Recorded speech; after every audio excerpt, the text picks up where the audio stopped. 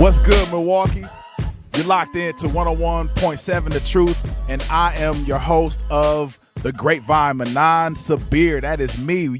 I want you locked in all the way because we're not playing small on this show. We're not playing small at all. We're talking disease, we're talking dollars, we're talking power, we're talking family, because in this city, those four things have never been separate. Never. So today we're going deep on a lot of people. We're going deep. And a lot of people don't want it straight, but we got to give it to you straight. Like what football actually has cost black athletes in their bodies and also in their bank accounts. How a fund meant to take care of those men quietly use race to decide who got paid. We're talking about whether playing the game is even worth it anymore, or whether it's time we start owning up more of it ourselves. Get our own leagues, get our own joint. We're doing What the Health segment, 15 minutes, biohacker style. Yes, it's a little wild, fully entertaining, but, I got to make it honest, keep it super truthful, all the way straight with you the whole way through. And also, we're going to talk about a political family that's been doing this work for at least 5 generations, a Milwaukee political family that's been doing this work for at least 5 generations. That's the Cox family. And I'm going to tell you why. That name means so much to me, not just personally, but also professionally. And we're going to close the show. We're going to talk about our kids. That's right, our kids and what's actually in their lunch trays. What's going on in their schools. We're going to try to curve and see how we can fix it. See what we can do to make sure that our kids are healthier in the schools. This is Truth Radio, and we don't want surface level here. Let's get into it. So I'm gonna start with Chris Johnson. We got a video I want to show you of Chris Johnson. If you don't know about Chris Johnson, he was one of the most electrifying running backs ever to play the game. So this man put up like real life numbers in the National Football League that only most people who are playing could dream of. Go ahead, let's play that video again. Why do you want to share this now? Because if sharing my story helps even one person get diagnosed sooner, inspires more research, or gives another family only hope, then it's worth it. Johnson says he was in the prime of his life, working out daily and running errands with his 4 children until ALS changed everything. Let's go back to last year. When did you notice that something was off? I first noticed weakness in my right hand. At first, it was little things like my grip didn't feel right, and I wasn't as strong as I've always been. His wife, Brittany, thought it was something much simpler. Brittany, what did you think it was at the time? I thought because of football and, his career, that it had to be something with that, maybe a pinched nerve or something along those lines, but never ALS. And what did doctors tell you initially about your condition? We hoped it was something else, but after thorough testing, they finally came down with a diagnosis of ALS. They told us about a medication that might extend life by a few months. Then they told us to get our affairs in order. It was hard hearing that, but after watching Good Morning America and seeing Dr. Merritt with Eric Dane, we reached out to her. She was willing to think more creatively, offering experimental treatments that might help and advance research. Why do you want to share? Yo, listen, man, thanks, Zach. I appreciate it. So this is a really interesting conversation I'd like to get into, because we have a number of athletes, small, medium, and large, and extra large, in multiple types of leagues. You got mini peewee, junior, middle school, high school. You got even prep. You have college, different divisions in college, and then you also have the pros and different levels of the pros. One thing that we do know is that, football is a really intense, sharp, blunt trauma type of sport. So Chris Johnson is now living with ALS. It's Lou Gehrig's disease. It's a motor neuron disease that takes a person's body apart piece by piece. So while his mind is sharp, your body breaks down, and it's almost like your mind is watching your body break down little by little. And I need y'all to understand, this is not like some random tragedy. This is a part of the pattern that the league, I say the league meaning the NFL, it's spent years trying to actually bury. So this is not a random tragedy. So for years, the NFL denied that there was any link between repeated head trauma and degenerative brain disease. They had the research, they had doctors raising red flags as far back as the early 2000s. And they fought it. Like, they funded counter studies, they did everything that they could to protect the product. So it took a movie called Concussion in I think it was 2015, with Will Smith playing Dr. Bennett Omalu. He was the first man who had first identified CTE in a NFL player's brain. But it took Hollywood to drag this whole entire subject into the mainstream before the league ever did anything. So by the time the movie came out in 2015, 2016, the league was a year behind in they were still trying to cover it up. They were probably more than likely, and from what I know, that they were fighting this movie behind the scenes. And so once Hollywood brought it to the forefront, before the league was forced to acknowledge what it already knew internally, that football was just causing all of this. It was causing, players to suffer, and they were suffering. A lot of them were suffering in silence. So the NFL, rightfully so, set up a settlement fund, and this happened in 2021. The NFL, the players won basically over $1 billion in 2021, and they put it in a settlement fund. So it was supposed to take care of players that were suffering from dementia, Parkinson's, ALS, like the whole spectrum of what repeated trauma, head trauma, does to a brain over a career. Mind you, it's not just playing in the NFL, but it's also the repeated head trauma from, playing as a kid to, teenager on into a grown adulthood. But does this sound like accountability? But real accountability, real responsibility. But I beg to differ. This is where it gets real ugly. The cognitive tests used to determine who qualified for that money were race normed.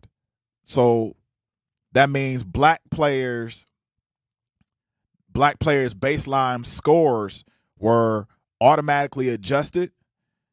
They were adjusted lower or downward, and the system assumed black men, the system that they set up, that the league set up, that the league's researchers set up, assume black men started with lower cognitive function than white men. So they thought that, basically the white men were smarter than the black men.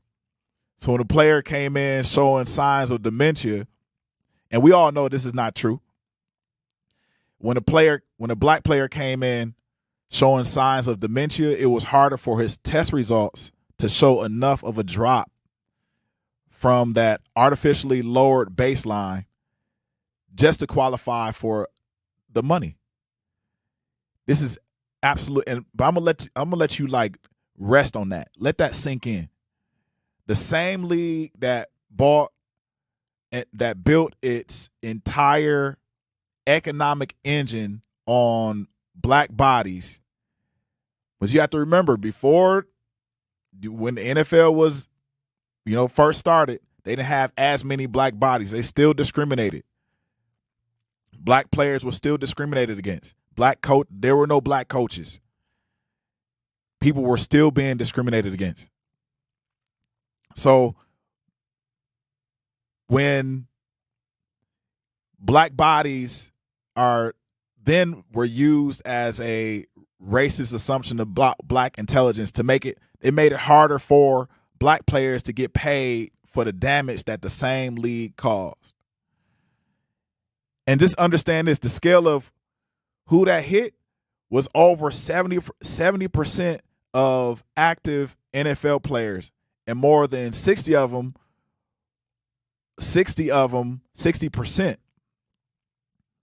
of the living retirees from the NFL are black. So this wasn't just a side issue. This was the main event.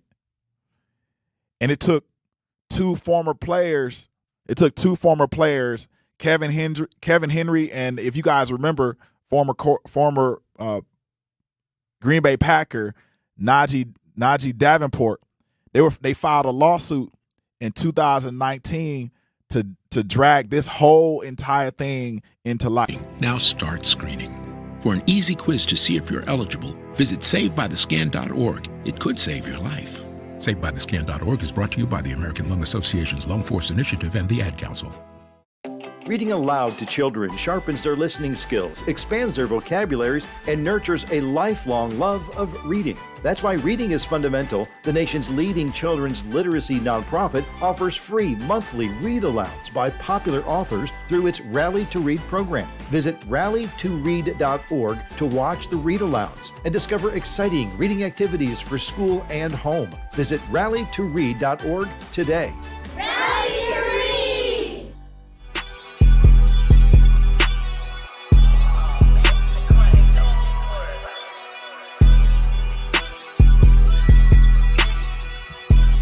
Yes, I'm going to let that sit in for a minute. We're back picking some more grapes on the Grapevine. I'm your host, Manon Sabir, and we're talking Chris Johnson, ALS, the NFL, and what they covered up. I mean, Chris Johnson has ALS, Lou Gehrig's disease, where your body and your mind don't operate in unison. Your mind is saying one thing, your body's breaking down bit by bit. Your body's watching the mind break itself down. A lot of individuals who have these types of brain diseases are watching this happen. It's not just football players, but it's also boxers, people in contact sports, many people in contact sports, rugby players, folks that had traumatic brain injuries. They watch their bodies break down as their mind is, more than likely sharp. This is an amazing sacrifice, and I want to shout out Chris Johnson, an amazing sacrifice for even going on Good Morning America and having this interview. He had an interview where he couldn't move his body, but he could use a specific device with his eyes in order to communicate back with the interviewer.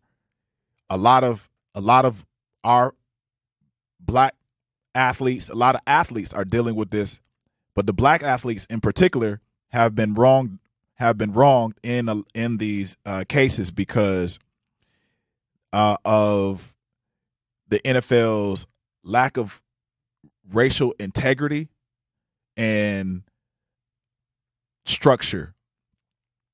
They haven't held their end of the bargain for black athletes that make up pretty much 70% of the league. So, but here's the part that should make you sit up in all of this. In 2021, the NFL lost they settled at $1 billion fund. They settled at $1 billion and they put $1 billion in a fund for people with NFL players with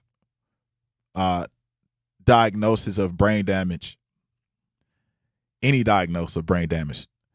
And the NFL basically walked away from that particular settlement with no wrongdoing, like at all.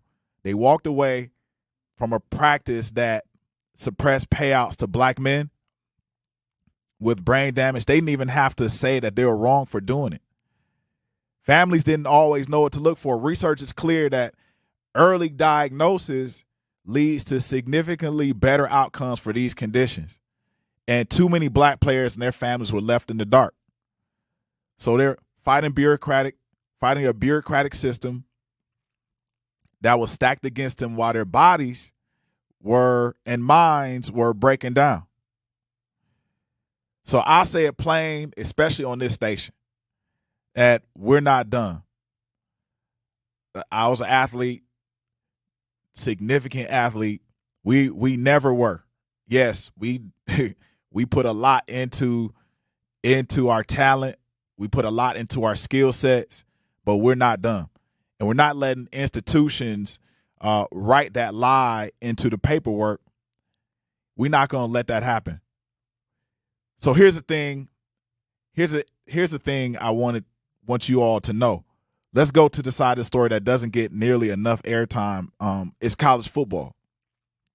And college football, because at least NFL players have a union, a settlement fund, they got leverage. You know, there's some buffer. But college athletes, college players for most of football history had none of that. So the same brain trauma, same long-term risk, zero compensation, and zero real-life protection.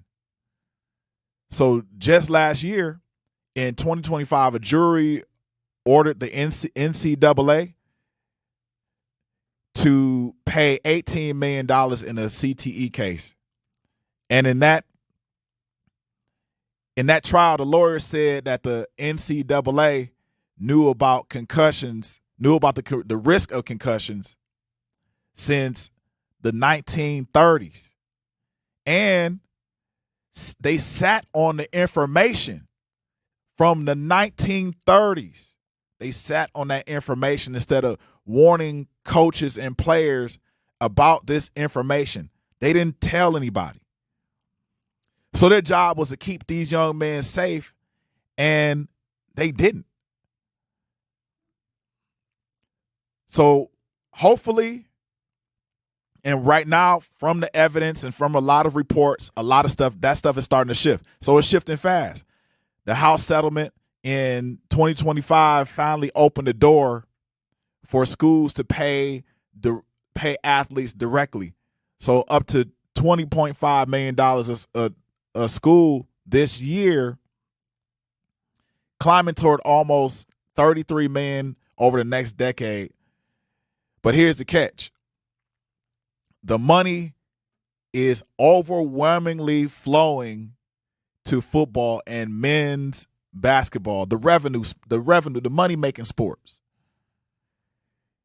While a lot of other athletes and sports see almost nothing.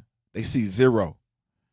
And so right now in Congress, there's a bipartisan bill it's called the Protect College Sports Act. And so that would require schools to cover medical expenses for 5 years. So after a player's last competition, y'all remember this. So you athletes that are at schools, you guys open your ears. So it'll allow after the player's last competition, there's a fund that is set up to be funded at $60 million a year, specifically for long-term conditions like CTE. And that's the kind of protection that should have existed 50 years ago. 50 years from the 1930s. It's crazy to sit on this level of information. Like, you know, I yesterday I talked about people having their thumbs on us, but this is one of those times when it's like consistently on us. They're using us to do what they want. So here's what I want to leave in this segment. Ownership. Like if we are owning, if we're not owning anything, it's going to be somebody else's subject. It's going to be somebody else's topic. 2024-25 season had the most black minority team owners in league history. A person like Melody Hobson, she's the CEO of one of the largest black-owned investment firms in the country. She's a part of the ownership group that bought the Denver Broncos for $4.65 billion. And that's not a token seat. That's institutional capital sitting. That's institutional capital sitting at the table.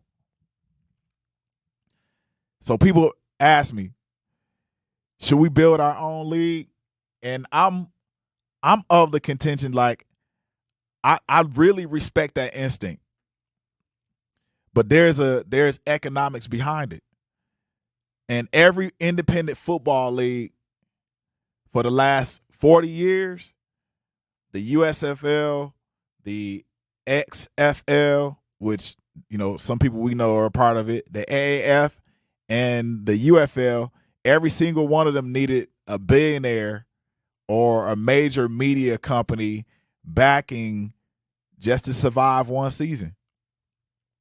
So the capital required for a full contact pro football contract is enormous. It's huge. So right now, the fastest, most realistic path to real black power in this sport isn't necessarily building from scratch. It's buying ownership. It's buying ownership stakes in the league that has already built stadiums. They built deals, the fan base. It's time to own the table. It's time to own the table that's already built. Why we keep fighting for the change? Let's take their table. Let's get pieces of it, and then start to build our own. I think that's the way that we can protect the players that come out of our neighborhoods, that come from, you know, Sherman Park, that come from Lincoln Park, that come from Burnham Park. That's how we're able to. That come from Washington High School. You know, what was Custer? I think Barack Obama. All these schools around here. That's how we continue to fight for change.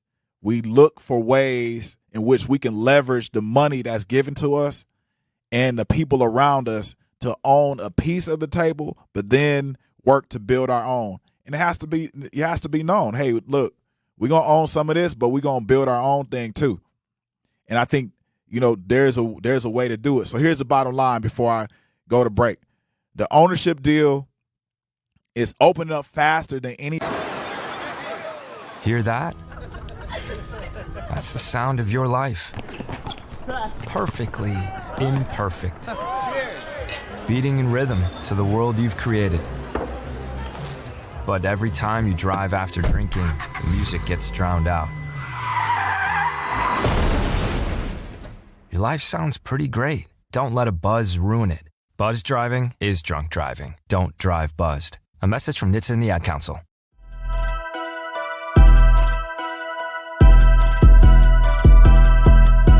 And we're back, 101.7 The Truth, and it's time for What the Health, our 15-minute or so deep dive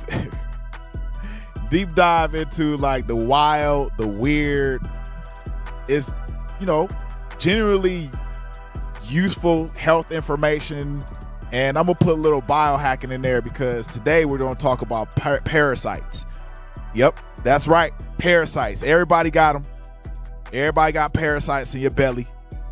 If you look down and you touch your belly, there's parasites. If if it's gurgling, you know, it's parasites.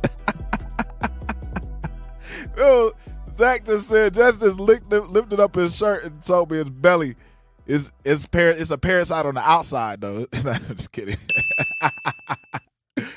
So picture this: you walking through the woods. It's let's say I'm gonna give you something even, close to home. You walking through what's the woods? We could put Hart Park. Okay, you at Hart Park. You walking through the woods. You catch a little break. You with your lady or whatever whoever you with. You walking through the woods, and there's a stream. It seems kind of easy to get to. It looks clear. It's nice kind of fall day, warm, about 65. You walking, it's crunch of the leaves on the bottom of your toes and your feet, your shoes. And then you take a drink and you notice that it's really nice. It's decadent. It's lovely. It's crisp. And you drink a little more because you're thirsty. You done walked 3-4 miles. And you continue to drink. And then you finish your walk, you go home, you laying down, you get a good night's rest because you had that nice sip of water. And then all of a sudden, you stand up the next morning and your gut feels like it's fighting the Civil War. Your gut feels like it's fighting a race riot. And so that's how a lot of these stories start, including some from like a lot of biohacker circles, like a gentleman, his name is Ben Greenfield. And he's been documented treating a Giardia infection. So he picked that up out of foraging for homemade tea. So, sometimes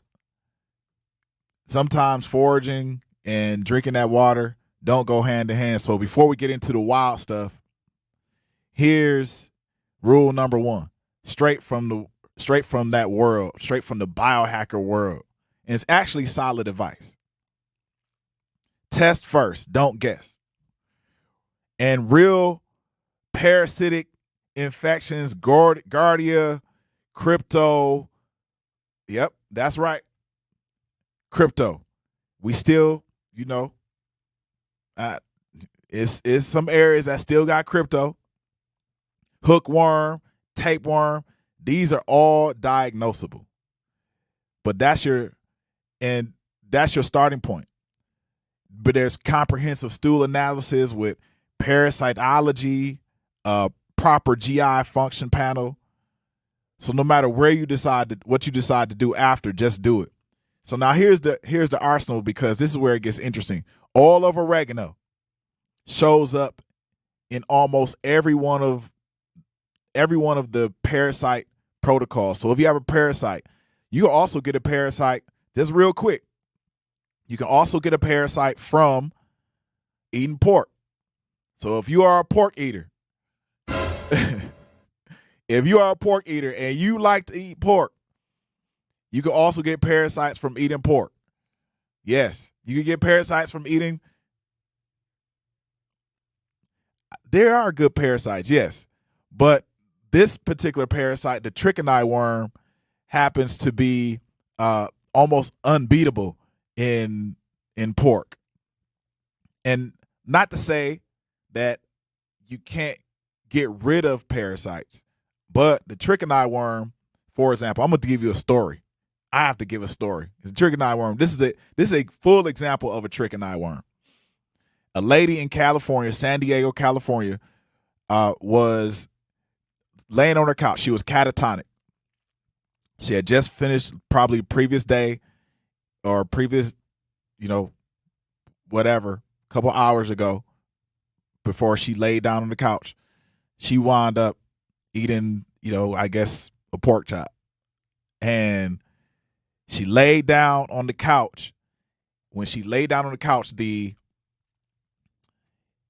her kids came in about an hour later, and she had woke up, and her kids came in. They were like, "Mom, you want to go to this, to the water park?" And she said she could hear herself talk, but she could not move her body nor her lips. The only thing she could do was move her eyes.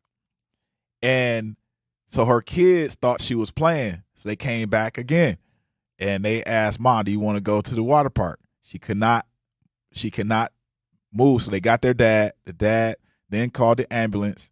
And basically she was just in a state of kind of catatonic, whatever, shock. She did a number of tests. Tests all kind of were inconclusive. Then a neuroscientist or neurosurgeon did his own test. They took CAT scans, all that stuff, and they did a surgery. They did a brain surgery. They wound up finding the trichini worm wrapped around her brain and part of her spine, because the brainstem goes from your neck or your back of your head down to your spine. That's where the brainstem is.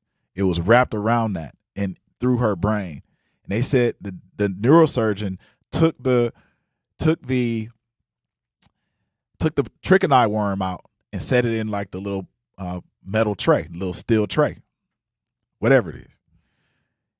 He then told two nurses to hold the trichini worm up, one at the end, one at the middle, and he was at the end. They measured that trichini worm, and it went from one side of the room to the other side, which approximately was about 10 feet. It was a 10-foot long trichini worm that mutated in this lady's body in that fast. So, parasites. Let's get to it. Yes, oil of oregano shows up in majority of all protocols. So if you are trying to get rid of parasites, this is my opinion that if you're trying to get rid of parasites, oil of oregano is one of those protocols that you should definitely start taking advantage of.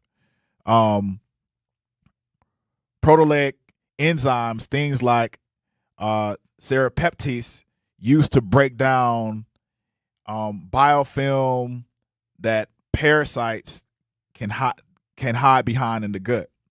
Barberine is a root. It's a bitter root. Yeah, barberine. It's a bitter golden. It's used across multiple traditions. So most cultural traditions use barberine, and they use it as a natural antimicrobial. Here's the old school trio that I use. I used one time. I used probably like 6 months ago.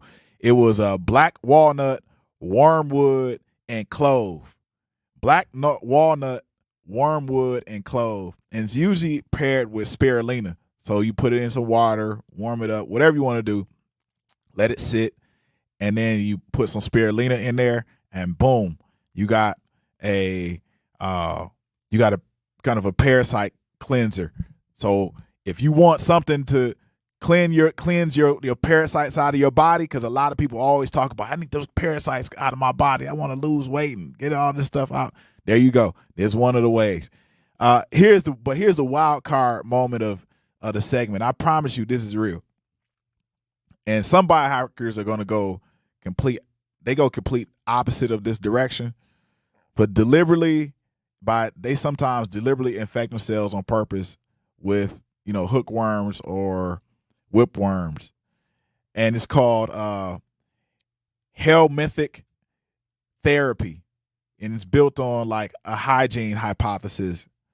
It's the idea that our modern, ultra clean living has removed organisms. It's actually removed organisms, and this is what Zach you were talking about. It's removed organisms and from our immune systems that literally co-evolved with us over thousands and thousands and thousands of years. So basically, you're reintroducing them in a controlled way that might help with your autoimmune and allergic conditions. And they've studied this in like Crohn's disease and MS. It's wild. It's wild. It's a biohacker way, and scientists are still studying this stuff. But you know, these are possibilities, y'all. So if you're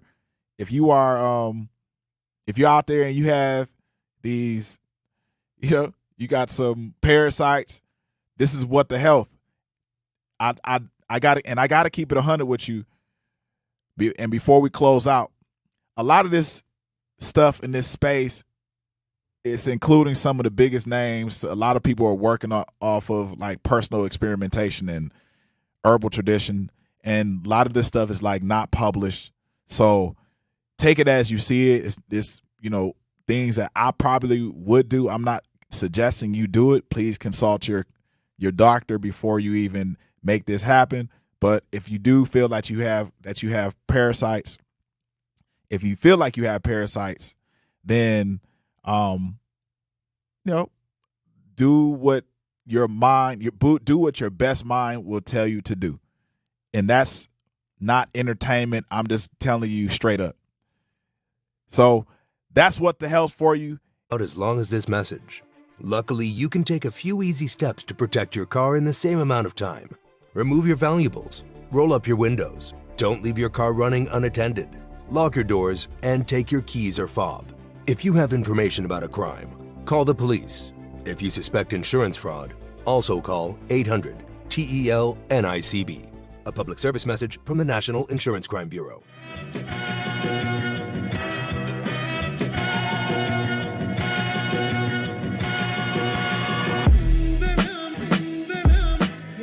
Woo! Man, these beats on this show. Man, if I could freestyle right now, I would. So looking to discover, support local businesses in our community, then make sure you tune in every Friday at 8 a.m. to Truth in the Morning with Homer Blow and Bailey Coleman for What the Business Is, powered by We Energies. Each week, you'll hear from local business owners as they share what their business is, where they're located, and one valuable lesson they've learned along the way. We Energies is proud to help power local businesses and communities they serve. Don't miss What the Business Is every Friday at 8 a.m. only on the Truth Radio. Only on the Truth in the Morning with Homer Blow and Bailey Coleman, powered by We Energies. Delivering the energy that powers local business. Yes. And UW Milwaukee Rural Program. Lovely, lovely. Welcome back. We're about to pick some more grapes on the Grapevine. I'm your host, Manon Sabir, and we are talking something that is very, very close to me. A real topic, right? We are going to go down this I don't know if I call it the rabbit hole or not, but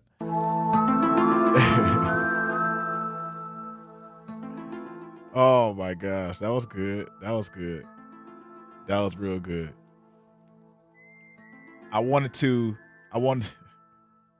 Thanks, Zach. I really appreciate how you gave me the what was that called? What is that? X-Files. X-Files. Yeah, I remember X-Files. Dang. Hey, you guys, if you remember X-Files, whew, man, X-Files was crazy. It was nice. Everybody watched X-Files for a minute. But Milwaukee, we're talking the Cogs legacy. That's right. We're talking the Cogs legacy. And before I go down this subject and into the subject, I want to make sure that you recognize that the Cogs family has shaped this city's politics for 5 generations. That's 5. That's 1, 2, 3, 4, 5. 5 generations of the Cogs family.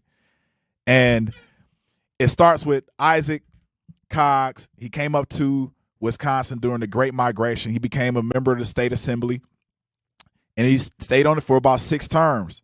He's the second African-American to ever chair the Wisconsin Legislative Committee, the first African-American on the Milwaukee County Board of Supervisors.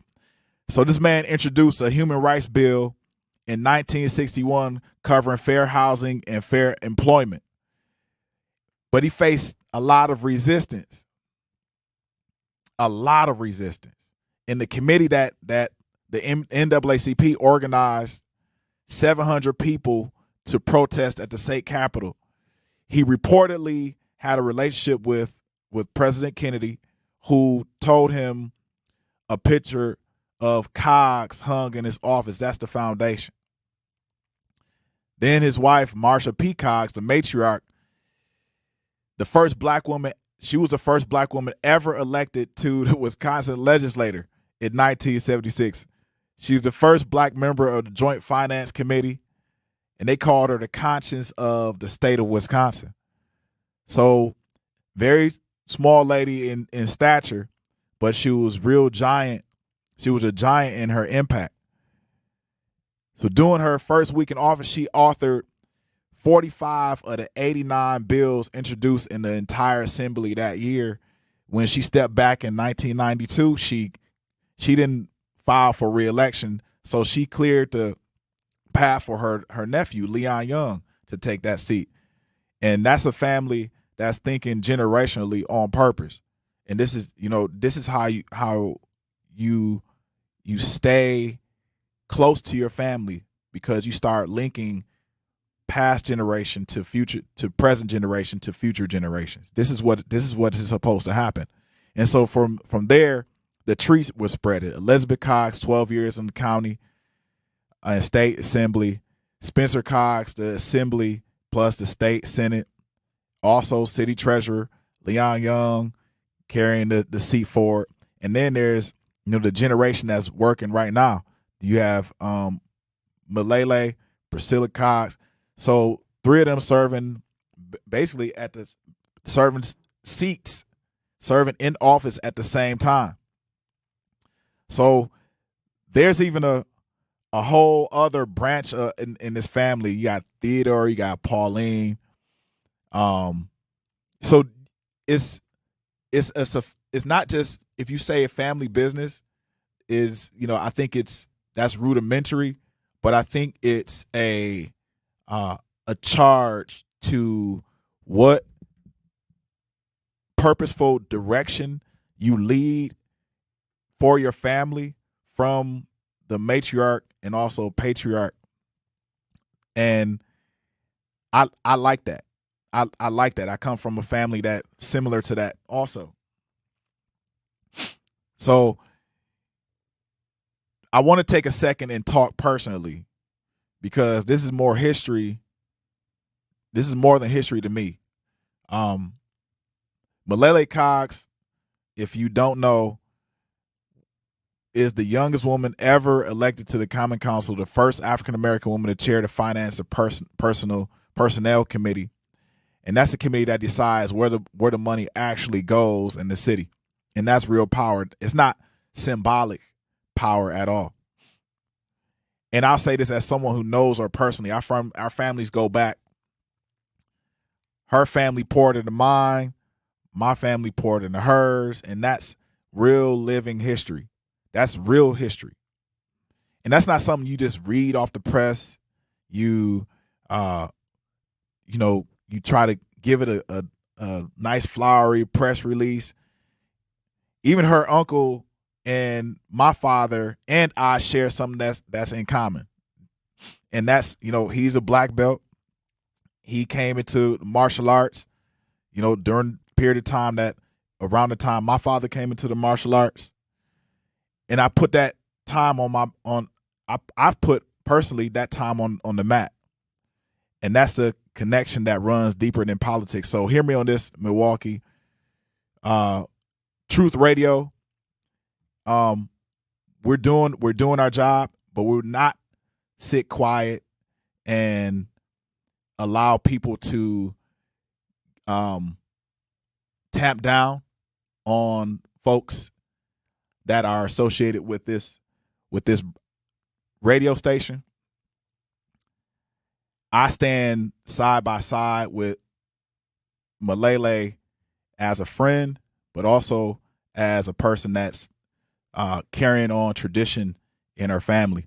And I love to hear people's views, but we also have to remember that having a view does not mean that we slight individuals personally. So I'm with Isaac Newton Cox.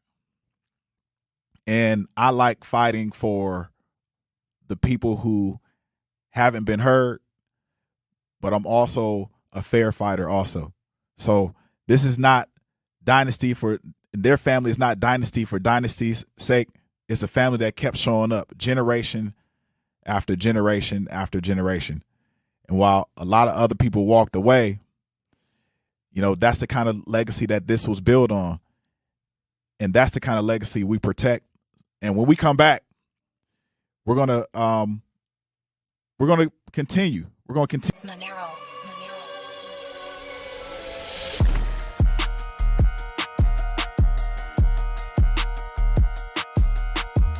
All right, we're back. Let's pick some more grapes on the grapevine. I'm your host, Manon Sabir, and you are in for hour number 2. And we're talking biohacking and our kids. What's going on with our kids? What's going on with our kids in the schools and all this added sugar and stuff like that? I want to know from our listeners. What's going on with your kids and their school lunch? What's going on? Are you getting up? Are you waking up with your kids and exercising with them? What do you do with your kids when, you know, they don't want to wake up? They don't want to go to school because, you know, there's no real food. There's, you know, they don't have good food. Do you send your kids to school with a bag lunch? What do you put in the bag lunch? I want to know what you putting in the bag lunch.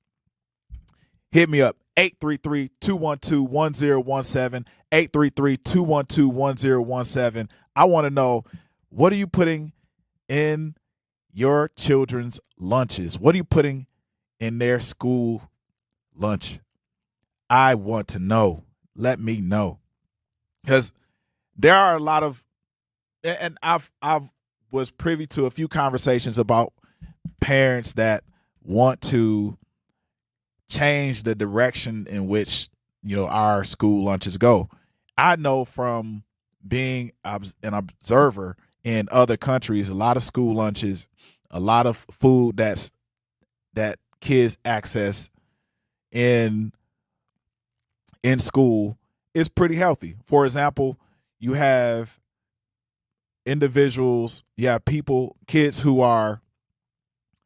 kids in Japan, places like that, who when they eat their food, they're not taught to eat everything on the plate. Okay? They're not taught, hey, I need you to eat all this food on the plate. No, they're not taught that. They're actually taught to learn. They learn how to eat. How do you eat? Kids, this is very, very important. How do you eat? I want to know that. And that's how kids usually in Japan get through eating their lunches. And majority of the lunches that they have are usually seaweed based. They have a coconut rice or a rice, but then they have like other fruit and other vegetables attached to it. So they learn how to eat. They usually pick up the vegetables first, eat the vegetables, then they eat the fruit. Then they eat the either fermented seaweed, and then they eat the rice. All that they learn how to eat. They don't just sit down at the table and just eat, start going away at the food. The other thing is, in a lot of countries, some food, you look at Norway, Sweden, Germany, a lot of these places are serving food that isn't full of processed ingredients. There's those countries that I mentioned, even in a lot of places, even in Africa, serve local food that is bought in from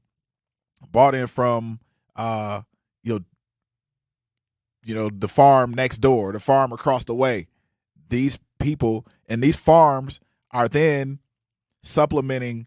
They're giving different varieties of seasonal food to the kids in those schools, and you could see kids actually benefiting from the lunches and breakfast and lunch that is bought in from the farmers and farms and or food systems from around that particular school, as opposed to American food.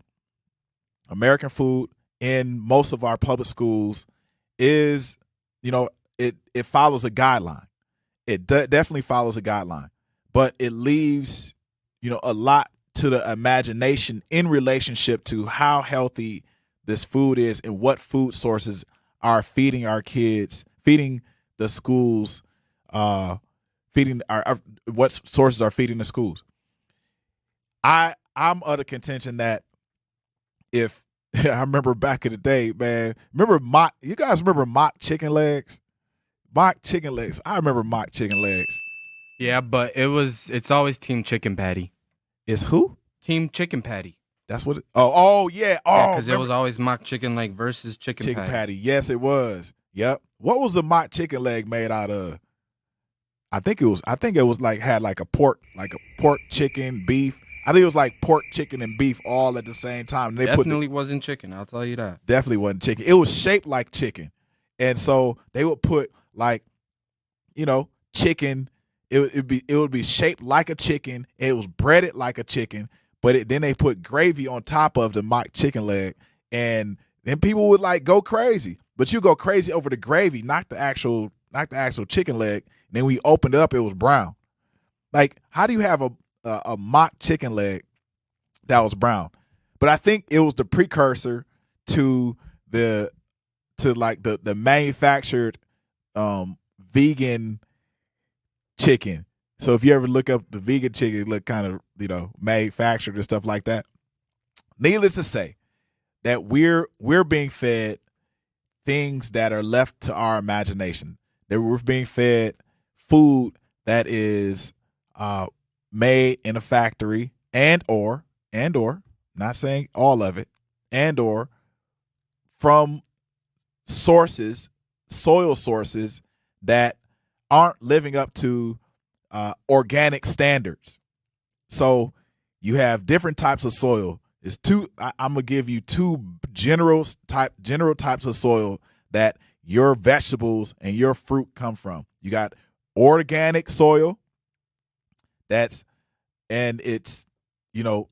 non-contaminated, and then you have inorganic. You got organic soil, then you have non-organic soil.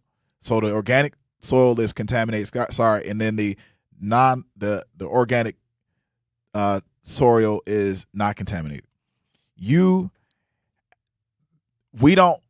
It's in terms of schools are now starting to, and I know some schools, because I've been in some, are starting to give and serve an organic menu, and then you do have or a vegetarian menu. Now you have a lot of kids who don't eat meat, and rightfully so. But then there are many schools who are still buying from those types of non-organic sources, and that's what's being put into our kids' lunches. To feed our kids is fine, but we also have to be selective. We have to be selective. We have to have proper choices. We also have to understand and study how our kids react and respond after they eat this food. Because if you're in the school system and you know what's going on, a lot of our kids, they'll finish, depending on the type of lunch it is. Like if it's a well-balanced, a fruit-based, vegetable-based, non-vegetable-based type of lunch, then majority of the times some kids won't eat that.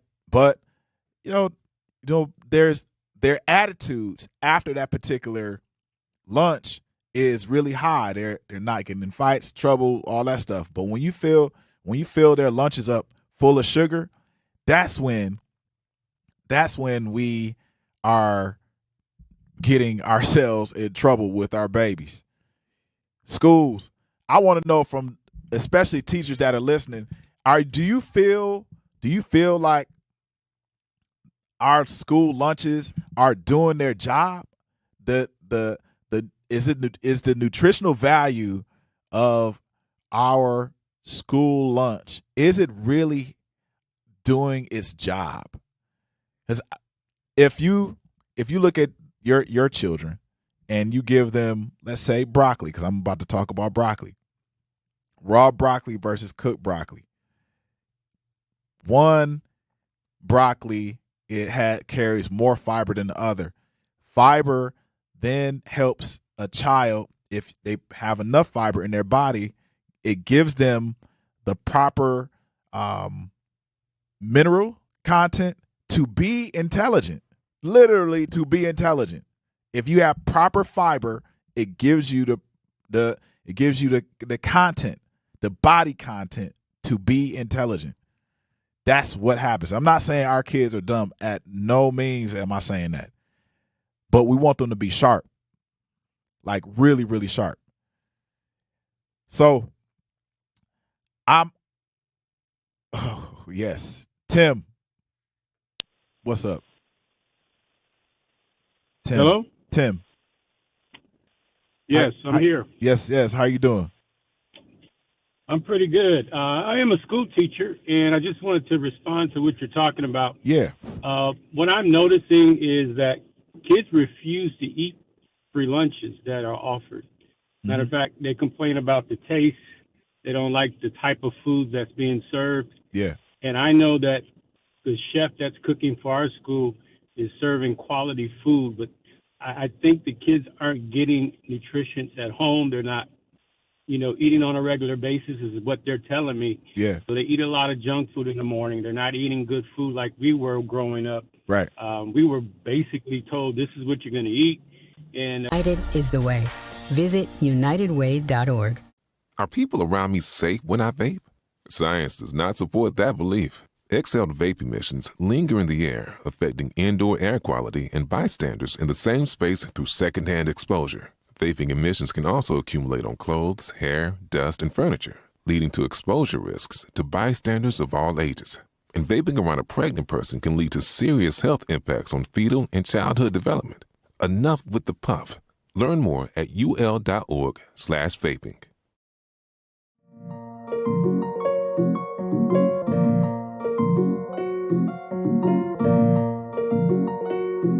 Yes. Welcome back. We're picking some more grapes on the Grapevine. I'm your host, Manon Sabir of the Grapevine, and we are here. Yes, we are in the building. We are good. We are living.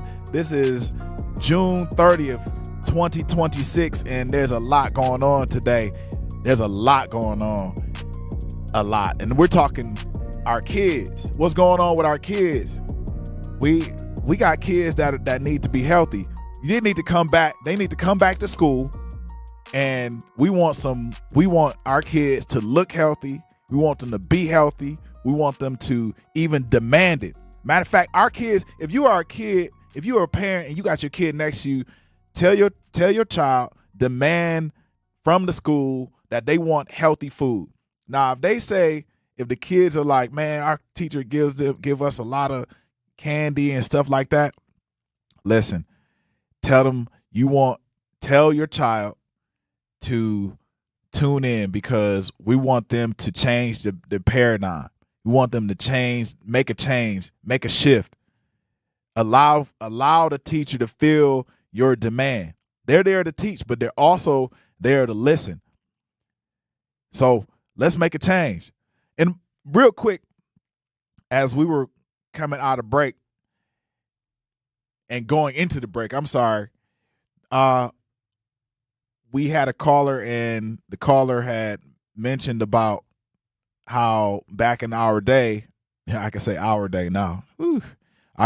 Back in our day, he had acknowledged that our parents used to sit us in front of our plates and then make us eat the food. Now kids are sat in front of their plates, and they're choosing not to eat the food. And what we as people have to remember is that we're in a different time where sugar is king. Sugar has been king for a really long time. It's been sugar all the time. Just because we give our child a cranberry juice at school for a sugar-free cranberry juice or sugar-free apple juice does not mean it does not contain sugar. Does not mean that. They just take a little bit, one ingredient out, and boom, sugar's still back into the picture. So yes, and our parents used to sit us down, to his question and also comment. Our parents used to sit us down, and we had to eat our food, but they were a little bit harsh too. If we didn't eat our food, then there would be some punishment. And does it really contain, when we're doing this work, do we really have to be punished? As a kid, we're trying to work on this food. We're trying to get it down our throat. Our bellies are only, if you look at the bellies,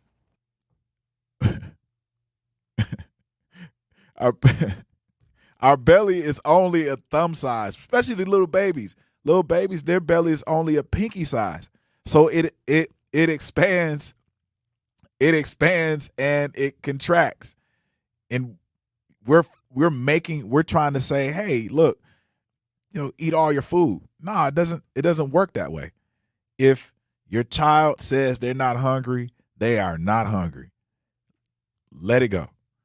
They will. And I know the parents' trap, hey, or the teacher's trap. Hey, look, you got to make sure and I know teachers sit down next to students and they want them to finish what's on their plate. You don't recognize what's going on in that child's body to even make them finish that plate. You have to figure out what's going on in their body and also their mind. And they may not even have, the kids may not even have the words to tell you, but you have to figure out what's going on around them in their environment and inside of them in order for you to make them do this one thing, eat all of their food. So yes, I agree. My parents used to make me eat all my food. My daughter, I tell her to try to eat all her food. But what I do make sure that I tell her is that, if you don't, it's okay. Let's just eat this one thing. And I don't overload her plate. I put one thing on her plate at a time. So if it's fruit, it's fruit. She eats that. If it's vegetables, it's vegetables. She eats that. If it's, some meat, if she chooses to eat meat, boom, in which she doesn't eat a lot of meat, then it's that. But I make sure that she has a soft environment in order to make sure that she's eating, her proper food. Vegetables first, usually, or fruit. So real quick, biohack before we move on. And I'm telling you straight up, this is me testing something on myself, and this is not something I'm telling anyone to go out and do. But I think what I'm gonna do is I'm going to go on like a vegetable, all green vegetable. I don't know if you call it a fast or a diet or whatever, but I'm gonna go on an all green everything. I want to see what my body, how concerted my body acts in response to me eating all green everything. I'm talking about, I'm from the multivitamin to green leafy greens, like the collard green, the Swiss chard, the kale, the lettuce, all of that, all green. But I want to eat a lot of it every day. I just want to eat as much as I possibly can. Even if it's one thing per day, I'm going to do that. And I'm not going to sit here and pretend like this is a clean biohack. This is my own fast. This is my own stunt. So but I also want my gut to tell me what's going to happen. Like I want to listen to my gut. I want to get rid of all the bloating. Yeah, I do. I'm whatever. I'm not going to give you the number, but pounds, all of that. But at this volume, like vegetables at this volume, I'm going to document all of this. I'm going to make sure that you guys, the listeners, really know what I'm taking in. I'll probably take some before and after pictures. I'm a workout. I'm definitely going to do this. And I want people, if you are listening, I want you to challenge yourself too. I'm not a doctor, so go to your doctor before you do this. But, I'm going to do it. You can do it with me. Let's just see. All green, everything. And somebody's going to ask, man, how long are you going to do it? I don't know. I'll probably do it for about 3-4 weeks, maybe. Yeah, I'm going to start with one day. It's one day at a time, but I'm going to start with one day. And I'm just going to take it from there.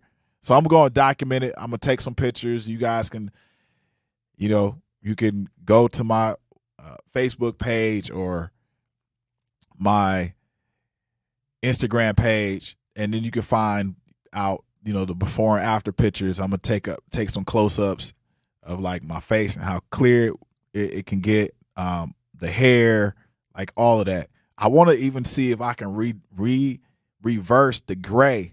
Like I heard that you can reverse the gray in your beard without dyeing it. So I want to see if I can reverse the gray in my beard and on my hair. See, I'm growing some of it back. I'm gonna try to grow a little bit of it back before I cut it, so people can see that some of the gray is on my hair. So yeah, let's try it. If you down, hit me up in the chat. Hit me up.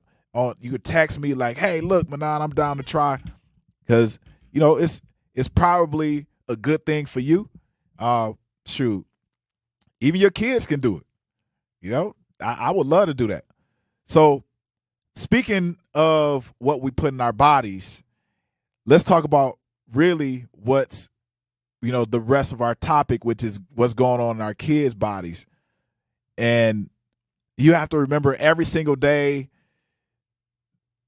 every single school day that goes past, our kids are usually getting just under 60% of their daily calories from ultra processed food.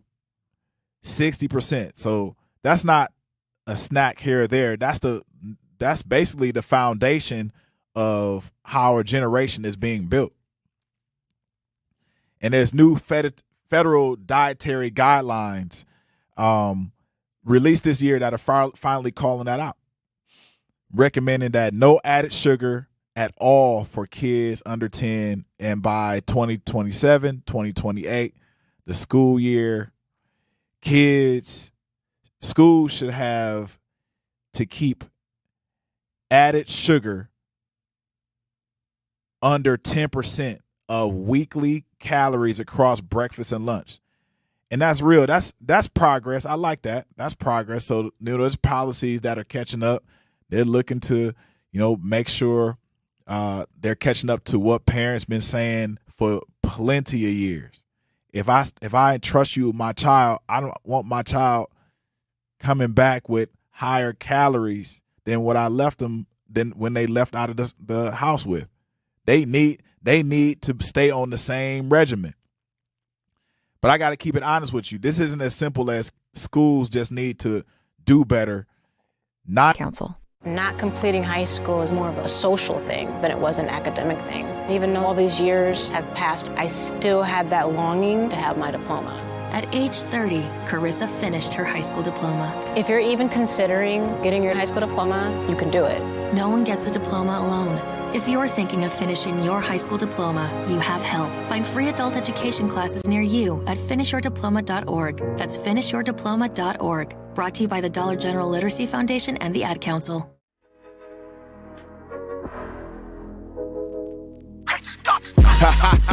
Welcome back to the Grapevine. I'm your host, Manon Sabir. I just got a message. Oh, man, this is quite funny because somebody just hit me. Was like, man, my boy Trent. Welcome back, Trent. Thank you, baby.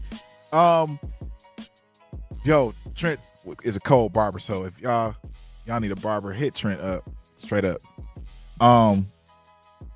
Listen, he hit me and he hit me with the chicken leg, the mock chicken leg. So mock chicken legs, also known as city chicken, are a depression era dish made of skewered pork and or veal molded into the shape of a drumstick. The meat is seasoned, breaded, pan-fried to a golden brown, and then baked until tender. That's right, baked until tender. But you got to see this. You got to hear this. This is the wild part. Although the name implies poultry, mock chicken contains no chicken at all. It originated in urban areas, particularly throughout the Great Lakes region in cities like Pittsburgh and Cleveland. During the 1920s and 30s, chicken was an expensive luxury. Yes, chicken was a luxury. Now they sell it for $5 a pound or $1 a pound in the grocery store. Meaning that if you think about all meat was actual luxury. But meat in abundance back then was pork, because pork was used, especially pigs were used on farms to sop up everything, all the garbage that was used on the farm. So they started slaughtering the pigs because pigs were procreating at enormous, and they still do. They procreate at an enormous amount, even more than chicken. But chicken was an expensive habit. Meat, all that. A lot of meat was definitely an expensive habit, especially around the time of Depression. So we can go into that later. But during the 20s and 30s, chicken was an expensive luxury, whereas pork and veal scraps, oh my gosh, this is crazy, were much more affordable. Clever home cooks would cube the cheaper meats, place them on wooden skewers, and season them so they resemble a chicken drumstick, giving working class families the experience of a fancy family Sunday roast. I'm gonna keep on going. It goes into like how to make mock chicken legs. I'm gonna spare y'all, but basically you just ground up a whole bunch of stuff, skewered things, and then put it all into one. You put it, and then you bread it, you season it, you bread it, you cook it. It's a lot. But here's the most important part. During the 1920s and 30s, chicken was an expensive luxury, whereas pork and veal scraps were much more affordable. Yes. So basically, mock chicken legs was just the scraps. So they fed our kids Depression era food. Hey Zach, mock chicken legs. Were they serving mock chicken legs when you was going to school? Yep, that's why it was mock chicken leg versus chicken patty. Dang, that's crazy. So they was giving Depression era food even during the time that you was going to school. That's wild. I could see us, in the 80s and in grade school getting that depression, and it still shouldn't have been, but they held on to that. Boy, that's deep. I'm kind of appalled. This is foul. Like we and I wonder what other Depression era meals are still triumphant in the school recipe system. Like how are we still holding on to these traditional values of school meal, school lunch? And I just am. I don't think that it's good for our children to consistently eat these types of meals.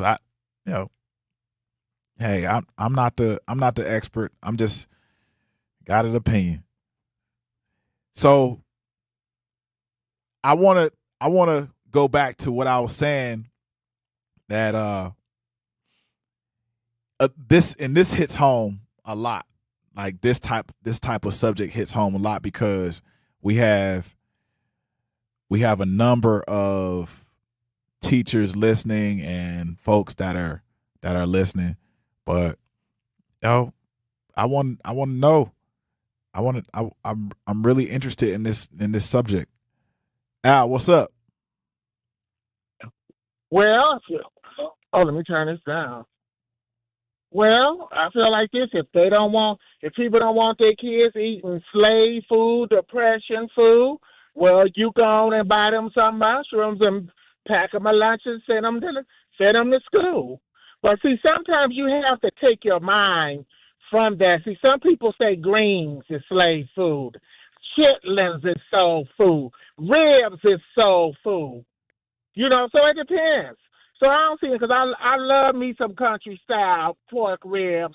I love me some pork chops, okay? Ow. And some chitlins. Ow. Yes. Hog maw, fat back. Al, yes. Were you listening what I said about the trichini worm? That's all right, as long as it's cooked all the way. Hey, no, ain't nothing wrong with it. but look, yes. But look, think about this. A lot of people are so against all these so-called these slave foods. Mm-hmm. Y'all put your mouth on a human body, and that's more dirty than stuff that's outside. And some of that can kill you. And that's how some of your kids got here. So, hey, look, you got a point. Thanks, Al. Hold on, I got you, Al. Thank you. Yeah, you right. You right. I think on one part, some people like their food. I got it. You like your food. You like your chitlins, and you like your, what you consider slave food. You like your what I would consider slave food. You like the scraps that was given to the slaves. Now it's a delicacy. Got it, right? But also, and it sustained them. I'm not saying that it didn't. I'm really not saying that it didn't. What I'm saying to you is that now that we have options, do we have to choose that option in order to stick with tradition? And that's a whole nother subject I'm gonna get into later. But do we have to choose that option to stick with tradition in order to talk about what Al said? And Al, I appreciate you. The other thing is, Al, what you were talking about. What did you just say? That we put our miles on folks. Yeah, you know what? That is a great point. That is a great point, because it goes back to this saying, you are what you eat. Yes, you are. You are definitely what you eat. If you put something in your body, it will come out through your pores, because your body acts as one mechanism. if one thing, like for example, if you poke your finger, your toes will feel it. Your brain will go to that particular point. So what you put in your body, and if it ain't acting right, or if it is acting right, you will notice the difference. And so you sharing information, data, saliva, chemicals, bodily organs and bodily fluids with folks out here. Yeah. There are pros and cons. There are pros and cons to that. If you don't put the right information, the right food into your body, guess what can happen? You're going to get the wrong things out of it. That's plain. That's super simple. If I put soda in my body, I'm gonna get a bloated stomach. If I eat garbage and I want to share my chemicals with somebody, then guess what? They gonna, ultimately they're gonna be in conjunction, in parallel with my chemicals that I share with that particular person. That's the real, Al, and I like how you put that. Thanks, Al. I'm gonna go to the chat real quick. Sincere says, Sincere says, Ronnie Ray Real says, good teachings, brother. Jasmine says, a lot of kids that rode my bus would have a bag of chips, candy, sodas, no fruit, or a sandwich. Yes, I love Al too, but yeah, you're right. A lot of kids would definitely have, bag of chips, candy, soda, and all kids are pretty much guilty. Like all kids, like every kid. My daughter woke up. She said she wanted a snack this morning. Dad, I said I have strawberries. I don't want strawberries. I want a snack. No, you're gonna get what I have in front of you, or nothing, because I don't have that. Or you can share. You can bite into that cucumber that I have on the table and call it a day. That's straight up. I'm pretty sure she wanted to rebel, but she just didn't have the capacity to rebel. Before we break, I want everybody to remember that UW Milwaukee Roar program at UW Milwaukee. Students don't have to wait until college to start building their future. Roar Ready lets students in K through 12 grade join in hands-on programs across campus, from science and tech to arts, sports, and wide, bringing patients from sick to recovering, from emergency to aid, from crisis to care. This life-saving care is made possible by a global movement of supporters like you. Thank you.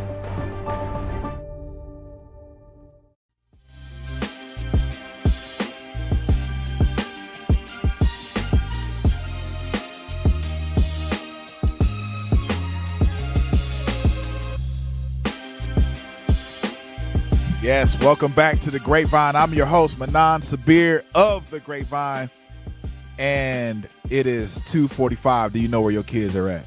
Remember that? Nah, Jack doesn't remember that, but I remember they used to just be like, man, it is 10 o'clock. Do you know where your kids are at? I know where my child is at. She's moving around the city. Yes. New federal dietary guidelines released this year are definitely calling for sugar to be reduced to under 10% of weekly calories across breakfast and lunch. So that means when you send your kid to school for, of course they do the lunch program, the breakfast program and the lunch program. When you send your kid to school for that breakfast program, you got to remember they're not going to have all that sugar. They're trying to get rid of it. They also got to get rid of some of these cereals too. I mean, I know we're talking about fiber in cereal, but that's a myth. That ain't not like, if you look at Raisin Bran, stuff like that is kind of manufactured fiber, but it ain't nothing wrong with some lettuce in the morning. Ain't nothing wrong with some tomatoes in the morning. Ain't nothing wrong with that. Nothing at all. But they think that giving kids some Cheerios and fruit cups constitutes a breakfast. It doesn't. And, I put my stamp on that. It does not constitute a breakfast at all. But I gotta keep it honest with you. And this isn't as simple as schools just need to do better. Remember, 95, and I'm going to say this again, 95% of nutrition directors they're seriously worried that their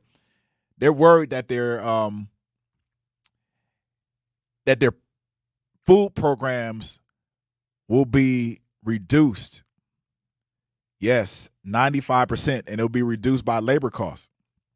And that's and the highest federal reimbursement a school gets for a single meal is $4.60. $4.60. That's $4.60 to feed a child a meal that's supposed to compete with brand new federal standards. And that's not lazy cafeteria workers. That's not schools that don't care. That's 71% of districts are already doing scratch cooked meals daily or weekly. So they're trying. I think the real obstacle is more than 90% of nutrition directors. They're saying that they need more staff. Those people need more training. They need better equipment. They need more equipment. And although we say that schools is a state problem, we need, schools is a state problem, but Congress just hasn't funded that gap. And here's the piece that hits closest to home for communities like ours. During recent federal cuts to SNAP and Medicaid, the eligibility threatened the automatic enrollment that kids get into free school meal programs in the first place. So that means fewer high poverty schools even qualify for the programs that feed every kid for free. So it's no stigma, no separate line. It's not a side issue. That's the access question underneath everything else we just talked about. So Milwaukee, here's your call to action. This is like a school board meeting issue. Like, this is a real life school board meeting issue. This is a know your alder person and what they're doing about reimbursement rates issue. This is a show up and ask your district what their actually scratch cooking plan is. Because I know school cooks. Like, school cooks, I know a lot of them, a number of them. And school cooks, they doing their thing, man. Like I know there's school cooks that can really, really cook. They can get busy. And that, I think the silver lining in all of these conversations is that they say that they need more staff, better trained staff, and better and more equipment. That is number one. And you can't overlook this because our school cafeteria lunch lady and lunch guy, they're doing their job. They're doing the best that they can. So we can never blame them. We have to look at the system that's in place in order for people to, in order for us to win. We have to win. In order for this to be a call to action, we have to look at the system. So I'm asking for people to look at the system, talk to your alder person, go to your school, go to the school board, demand strong programs, from your school. demand strong food programs from your school, demand strong food programs from the school district, and talk to the older people in order and put the pressure on your council people and all the folks that have any type of authority in this space. Put the pressure on them in order for your children to be given a proper and fair chance at having a healthy school lunch and also school breakfast. There's a lot of kids are going to school, they're not eating breakfast. They're going to the corner store, they're going to the bodega, wherever you are at, you're going there, and they're going there and they're eating, or they're ordering whatever it is that's at the store. Kids are kids, man. They constantly need that dopamine rush. Kids are like one big dopamine rush anyway. Like they constantly press the button. They got their finger on the button all the time. So if they have the opportunity to eat any level of sugar, they're going to do it. They're going to do it. That's plain and simple. Look. I've been around kids a lot. I got a boatload of nieces, and man, they will, if it wasn't for their parents, man, they would eat sugar every day, all day. So parents, demand from the folks that are in charge a better way so your children can have a strong quality of schooling in the school. Real quick, Milwaukee, let me ask you something. Why is it that we expect our children to sit still for 7 hours a day and then wonder why they can't focus? It's not just the food. I know we're talking about the food, but why is a kid who can't sit still automatically labeled the problem? Right? So instead of asking whether the system is a problem, black children especially, we're medicating them, their movement. We're putting medication inside of their bodies to medicate the medication. So even if they are, medicated properly, clinically medicated, we're medicating their movement. And that's not what kids are about. Kids are big balls of energy. This is what they are. When they were created because they were created from energy. Two energies combined to make these other two energies, and that energy made one big ball of energy. For some of y'all, it's two, because some of y'all are dealing with two sets of kids, like my boy James. So two sets of twins. He literally has two sets of twins. This is kind of wild. But imagine that. We're medicating their movement. We're punishing their God-given energy. We're cutting recess. We're literally cutting recess. We're cutting gym. We cut gym. Like, some schools don't have gym. And that is appalling. Like, I've never heard that until now. And then we're shocked when, like, obesity, depression, diabetes, ADHD diagnosis, and then even classroom behavior keep climbing. They keep rising, going through the roof. I'm of the contention that we need to do something. And the issue is definitely not our children. We keep blaming children. We have teachers in our schools that are really, really good, that should be getting paid a lot of money, way more money than some of our school administrative officials. But the issue isn't our children. The issue is not our children. It's not those good teachers. Those bad teachers, we got to get rid of them, or help them go into therapy.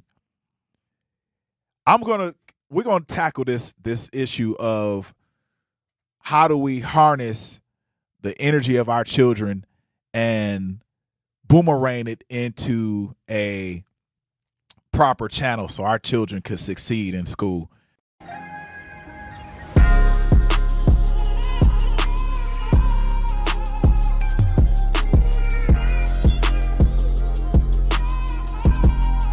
Woo! That beat is fire. Welcome back, Milwaukee. And you're on the Grapevine. We're picking some more grapes. I'm your host, Manon Sabir, and you're on 101.7 The Truth. And in my possession right now, I usually carry a box of pistachios and dates. I'm holding it up right now. I got pistachios and dates. I usually keep those with me because if I do get hungry, if I'm like really, really ready to eat, then I'll knock out some pistachios and some dates. They're high protein, high. I got some fiber in the from the dates, and also potassium.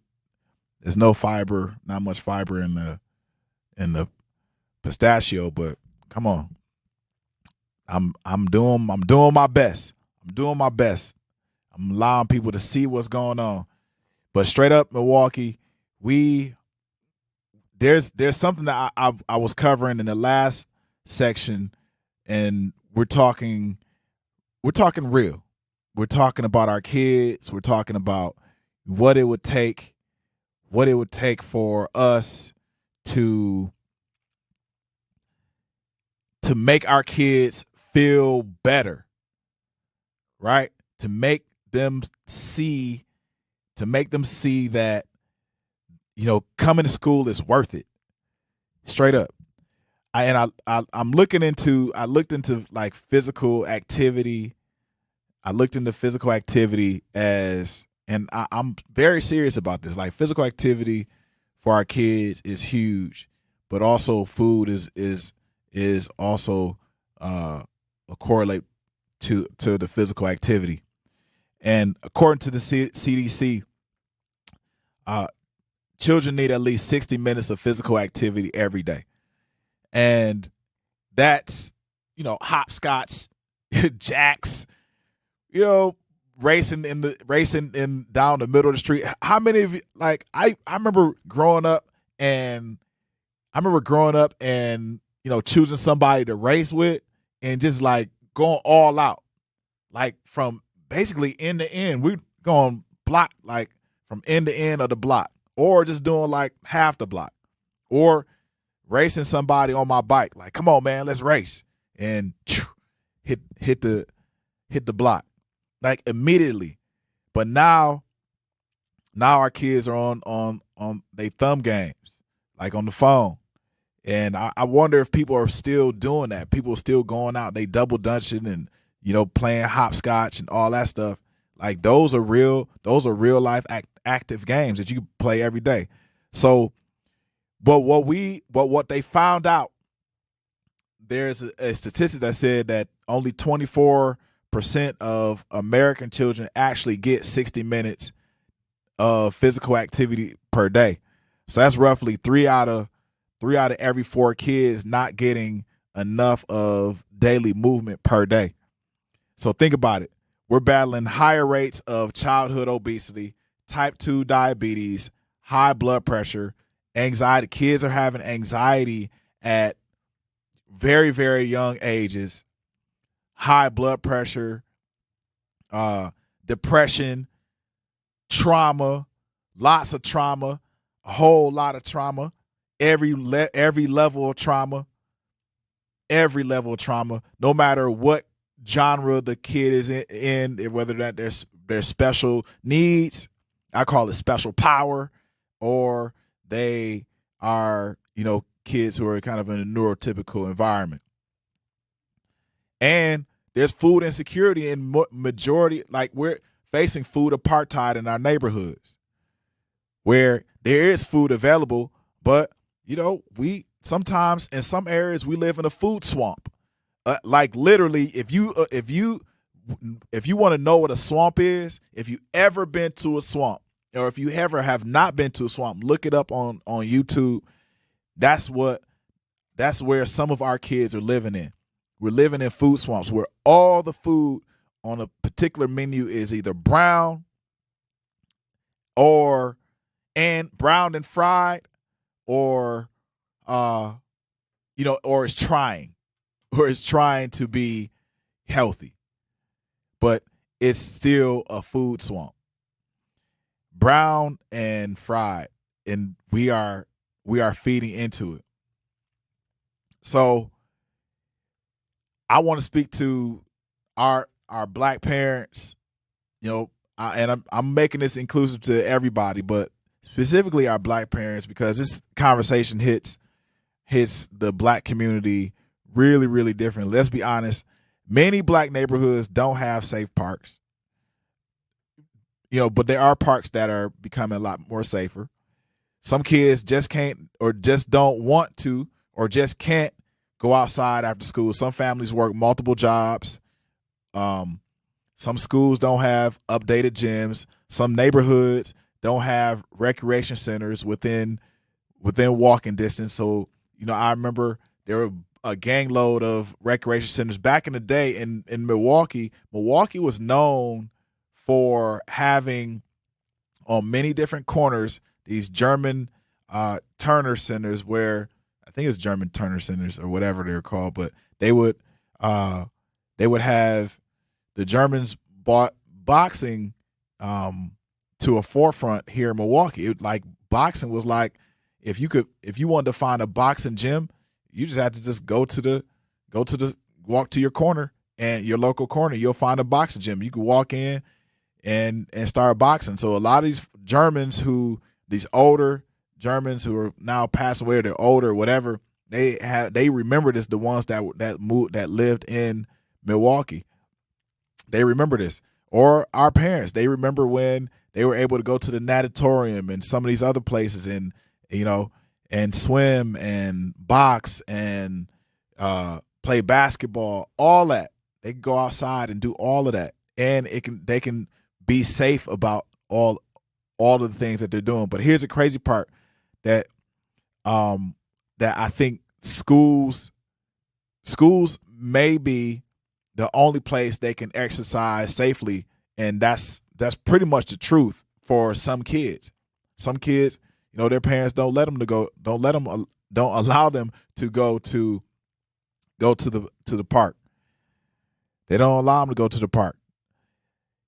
So, but when these kids go to school and they have access to the building, because our funding deficit, our kids are losing out on recess. A lot of schools have cut recess.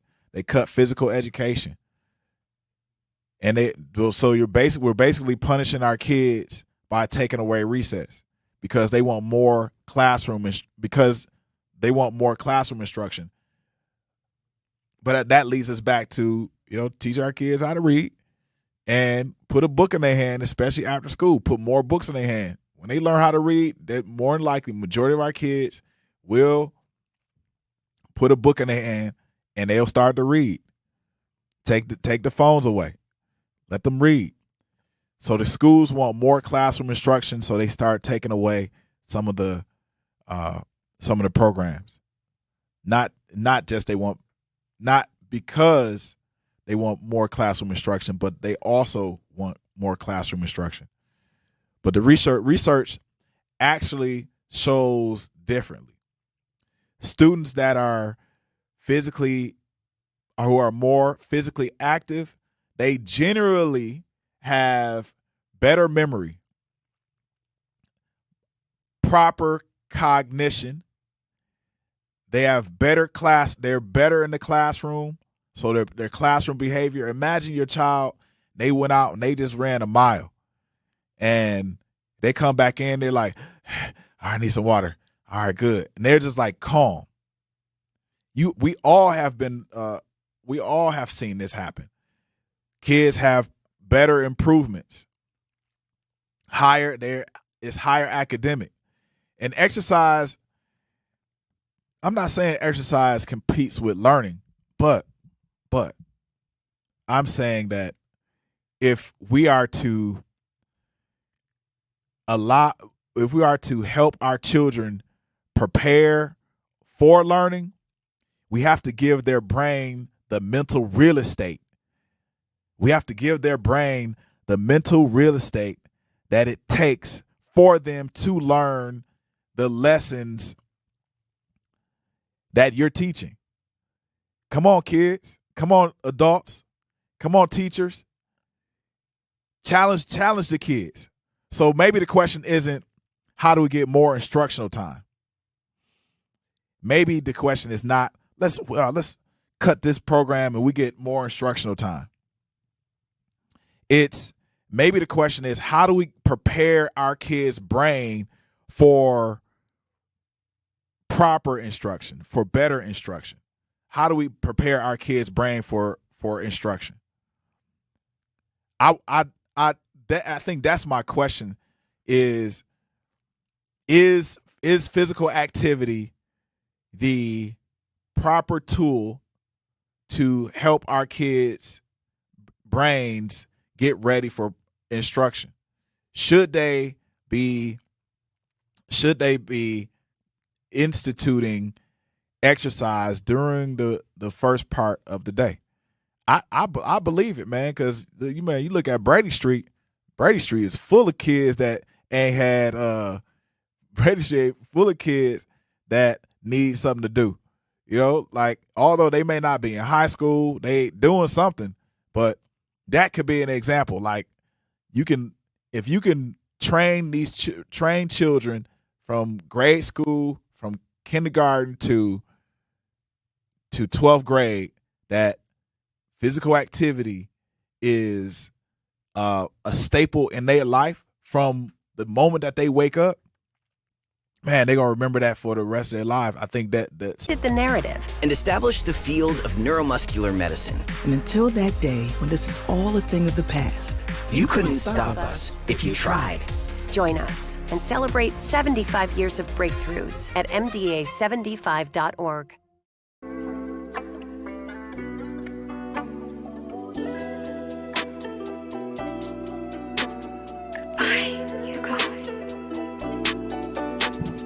Welcome back. This is the Grapevine. I'm your host, Manon Sabir, and I want to make sure that we stay on topic because this is a topic that, may not be up your alley. You probably got the kids at home. You looking at them in the summertime and stuff like that, but, we're talking about kids, exercise, nutrition. I'm going to put on my black lens, because this way the country structures movement and food access in our schools is not neutral. We gotta say that part out loud. It's not neutral. It is not neutral. And here's my premise. I want to sit with this for a minute. This country sits kids down for 6-7 hours a day, feeds them, a lot of processed garbage, then act shocked when the test scores are low. Yeah, they're like, man, I don't know why Bill isn't testing high enough. So when their behaviors are low or high, behavior issues are high, when our boys especially get labeled disruptive, then they people turn to clinical areas to disrupt, to they turn to clinicians to diagnose our children. They're surprised. They say our kids are disruptive. Their mood has changed. They're always moody. And nobody addresses that child had to get up at 6 o'clock, 5 o'clock, some kids 4:30, and you're asking that child to sit down at 7:35, 7:45, 8:15, 8:30, from that time in the morning to 2-3 o'clock. Sometimes for some schools 3:30. you're asking that child to sit down and basically listen to you. Man, we're almost like criminalizing what is actually a basic biological human need, which is movement. And it's hitting our kids. It's hitting our kids the hardest. I imagine you going to work, and then your boss tells you, man, look, this is what you need to do. I need you to sit down for 6 hours, 7 hours at this desk. I need you to do this work and don't get up. And if you get up, I'm going to punish you. Like, what kind of boss you would look at your boss like, so you saying I don't get a break? Look at the research for our kids. This is, our kids are full of energy, and all research the research will tell you that kids need movement. There's a study called Ready to Learn. It's called the Morning Blast Program.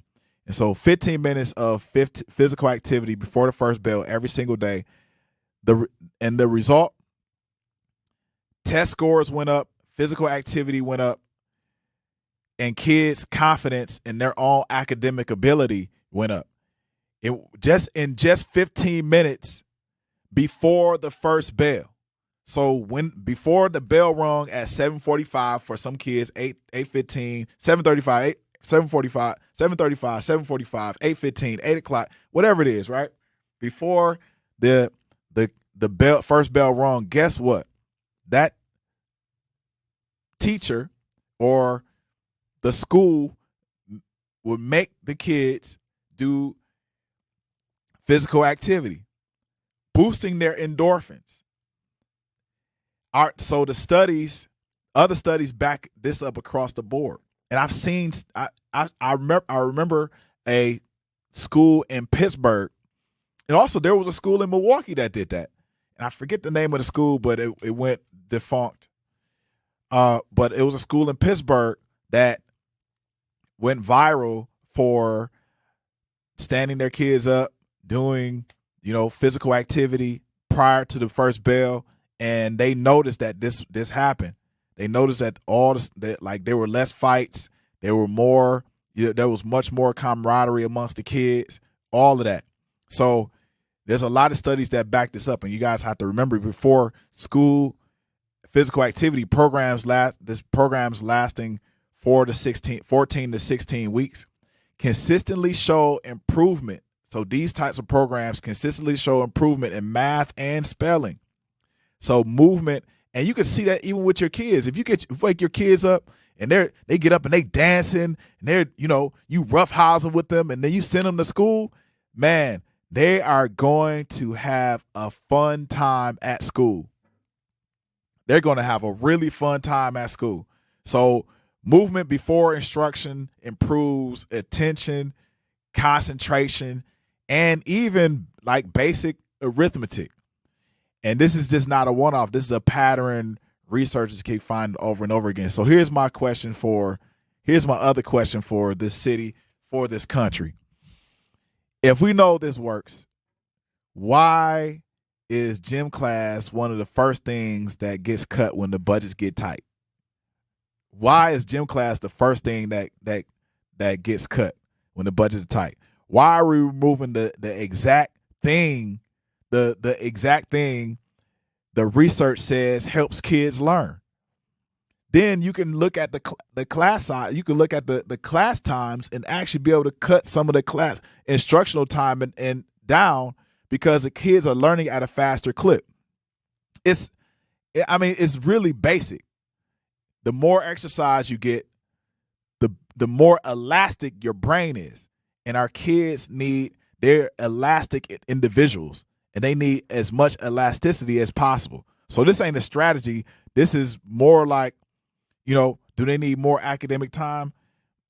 Some kids do because of certain, developments, but this isn't just a strategy. This is the truth.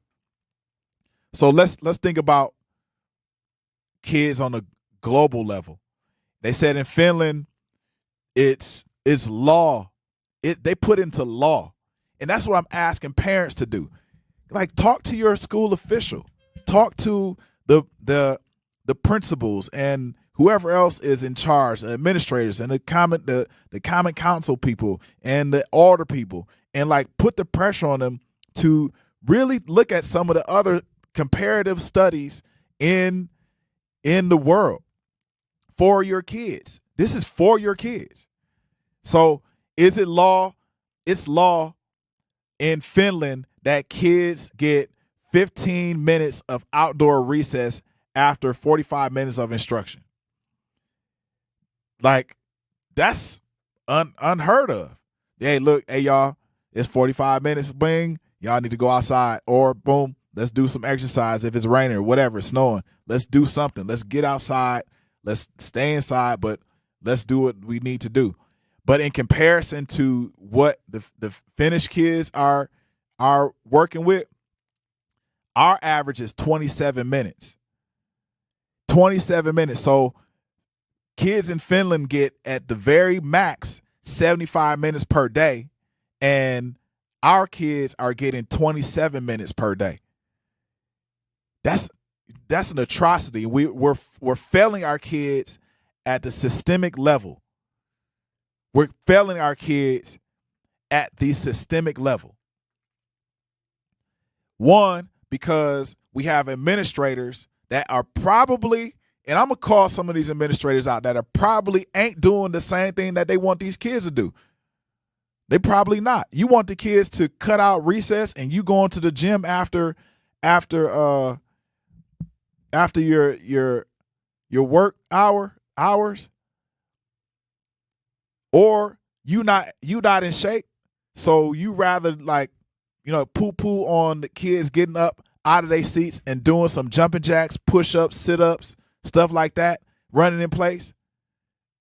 Like, come on. If you're teaching, be the example. In Japan, kids get multiple breaks throughout the day, even on rooftops in large cities. Like, I seen this in large cities like China, in Beijing. Kids go to if they have school, and sometimes they have school in high rises, and I've seen this where kids will go to the rooftop and they exercise on the rooftop. This happens in New York. Same exact thing. They're exercising wherever they can. And I'm not saying New York is any different from Milwaukee, because it's pretty much the same. But in some of these countries, the kids aren't being left behind, and we're leaving our kids behind. And our kids, this equation is, or this ingredient is a part of the full-fledged equation for our kids' instruction and learning. This is how we close the achievement gap. So you took one of the documented tools away, and you closed it. You took it away. You pushed it, to the back, and now you have children who don't have an outlet. And guess what? When they don't have an outlet, they're gonna make up some ish, straight up. They're gonna make up whatever they can in order to have that outlet, whatever it is. This is what's going on in our country. We're thinking that we sit these kids down and we teach them from sun up to almost sundown. They've got reason to be worried in their mind. You've got more black senators than ever before. In my industry, you've got more black people running venture capital funds, private equity funds, private credit funds. Walter Jr. referring to the groundswell of anti-DEI sentiment coming after a time when those same ideas saw lots of support in 2020. I'm Bloomberg's Justin Milliner on the Black Business Beat.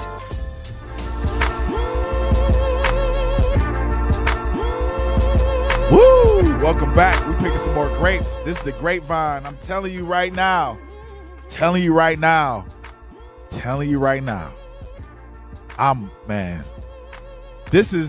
We're talking about our kids' athletics in school, whether or not our children need to have physical activity before the first bell rings, that's one of my main points. Should we include more sports athletics inside of the school day? Like what do we need to do? So let's get into part of this segment. And I know people are gonna have feelings about it, but boxing. And I chose a sport. I want to know what you guys feel about boxing before, boxing during school, boxing in the class. So here's what the research actually shows. A study on boxing training in children found real improvements in self-concept and cognitive performance, specifically mental rotation ability, which predicts later success in STEM subjects. So other research on boxers found versus non-boxers found boxers have faster reaction time. We all know that. And better attention capacity. So boxing requires laser focus, discipline, footwork, rhythm, split-second decision-making. And so it's just not throwing punches. It's one of the most cognitively demanding sports that exists. So now I already hear what y'all thinking. You want to put boxing gloves on our kids' hands before they do math. And yes. I think that's the point. And I hope you realize that in order for our children to have strong mental flexibility, they gotta be flexible physically too. What is on the outside is on the inside. Think about that. If they're flexible, if they're fast on the outside, they're gonna be fast on the inside. So before they do math, yes, they don't got to sit down and wake up. They don't have to wake up and do math right away. So we already let our kids play tackle football. We let them collide on the basketball court. We let them check each other in hockey. But really, if we think about it, boxing, and we know it's controversial, but I think some of that is a reaction to who's doing the boxing. And I don't need anybody to panic. No, and people don't panic about a suburban kid doing fencing or wrestling prior. But structured, supervised, non-contact boxing fundamentals, footwork, mitt work, shadow boxing, conditioning, that builds focus and discipline, y'all. That builds focus and discipline in a way that is documented research. Muhammad Ali just isn't a boxer. He's a cultural icon, a statement to dignity and resistance. But there's something powerful about a kid starting their school day channeling all of that energy, that discipline, that resistance, channeling all of that energy productively. So instead of having all of that natural energy suppressed for 6, 7, 8 hours, whatever it is, and then them labeled a problem, a behavior problem, maybe it's time that we find out that we kind of part ways with that. We part ways with that frame of thinking. And I'm not saying every school needs a boxing ring. I'm not saying that we need a combat octagon. I'm not saying that. But it's discipline. This stuff is discipline based. It's rhythm based. It's focus based activity, and it deserves a real look as part of our before class movement conversation. So is this not track and field or generic calisthenics? But you got to give something. You got to give our kids something that builds discipline and builds pride all at the same time. I think that's the key. That if you want to build discipline and pride, you give our kids the energy That's what they're used to. They're used to the energy. And I'm gonna bring this home just a little bit because this isn't abstract for Milwaukee Public Schools. I remember back in the day, when from what I heard, they had boxing in school. Matter of fact, there was a boxing team at the University of Wisconsin-Madison. Like a real life boxing squad. Kids got that stuff inside of schools. But we went away from it, probably because of budget gaps, budget deficits and all this other stuff. So they wound up cutting some of these extracurriculars out. But we have to remember, MPS is sitting on a $46 million budget gap. And recent audits show that the district has been overspending specifically in areas like nutrition and transportation. So the district just approved cuts impacting roughly 200 jobs to deal with that shortfall, and the teachers union has called the whole process chaotic. And to be fair, voter-approved referendum money has helped MPS protect and even invest in art, music, physical education, and student mental health supports recently, and that's real. That's not nothing, and it matters, Milwaukee. It matters. So voters get to choose to fund that instead of letting it get cut first like districts usually do. But I need you guys to remember that if we're looking at our kids in school having proper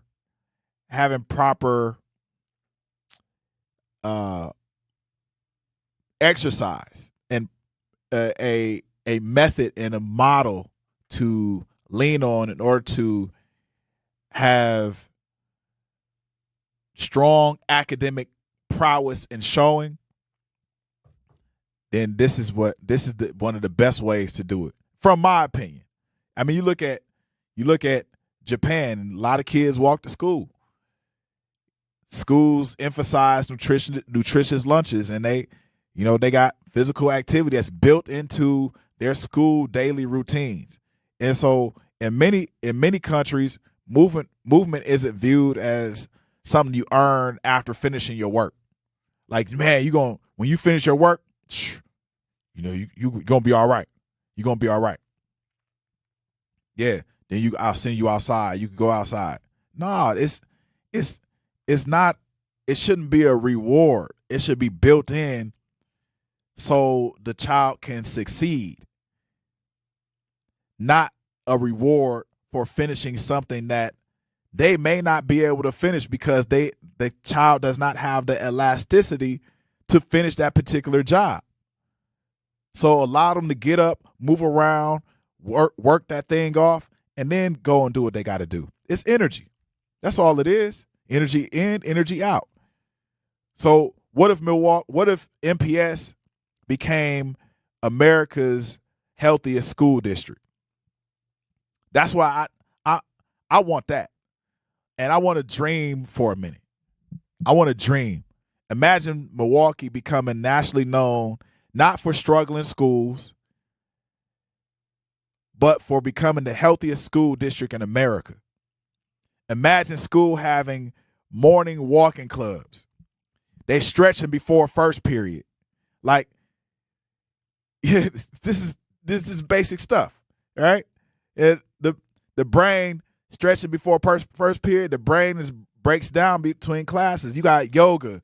What if you had yoga, dance, double dutch, basketball, soccer, martial arts, track clubs, gardening, nutrition classes, cooking classes, like family wellness nights, mental health check-ins for our kids, like hydration stations where you hydrate these kids with either water, great alkaline water, and or you give them like some, you have that juicing station. You have that station where kids can visit. They can pop over and spend a little money.